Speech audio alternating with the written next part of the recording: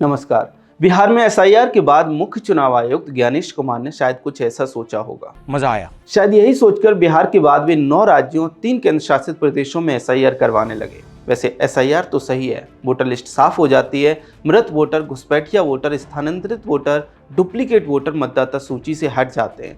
लेकिन कांग्रेसी इकोसिस्टम और इंडी गठबंधन के दलों को ये कैसे बर्दाश्त हो? घुसपैठिया वोटर हट जाएगा तो उन्हें वोट कौन डालेगा? तो वे हर स्तर पर एसआईआर का विरोध कर रहे हैं। पश्चिम बंगाल और केरल जैसे राज्य और वामपंथी संगठन तो एक बार फिर सुप्रीम कोर्ट पहुंच गए कि एसआईआर रोक दी जाए, क्योंकि एसआईआर संवैधानिक नहीं है। लेकिन इस बार कोर्ट ने इनको रिप्रेजेंट कर रहे कपिल सिब्बल जैसे वकीलों के साथ तथ्यों से कुछ ऐसा व्यवहार किया है।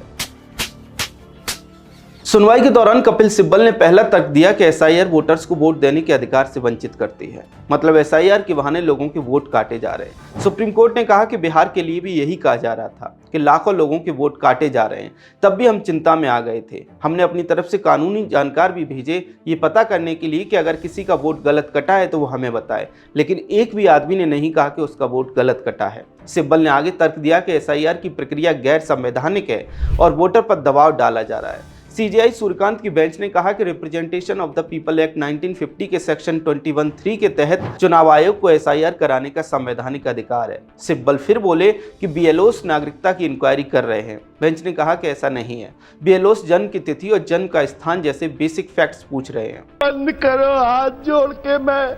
अरे अभी कैसे? आगे देखिए कोर्ट ने कैसे सिब्बल की बोलती बंद की। सिब्बल ने कहा कि आधार होने के बाद भी वोटर्स को शामिल नहीं किया जा रहा। कोर्ट ने कहा कि मान लेते हैं कि कोई घुसपैठिया पड़ोसी देश से आकर यहाँ लंबे समय से रहने लगा है। सरकारी योजनाओं का लाभ लेने के लिए उसने किसी तरह आधार कार्ड भी बनवा लिया। अब उसके पास आधार है तो क्या इसका मतलब ये है कि उसे वोट देने का अधिकार भी दे देना चाहिए? सीधे सीधे कहें तो कोर्ट ने कहा है कि अगर घुसपैठिया के पास आधार कार्ड है तो क्या उसे वोटर बना सकते हैं? इसके बाद कोर्ट की सुनवाई दूसरे दिन के लिए आगे बढ़ गई। इसका अर्थ साफ है कि एसआईआर पर विपक्षी दल कितना भी रोना रो लें, कितनी भी बार अदालत में चले जाएं, लेकिन संवैधानिक तौर पर नियम और कानून के अनुसार जो प्रक्रिया चल रही है वो शायद ऐसे ही चलती रहेगी।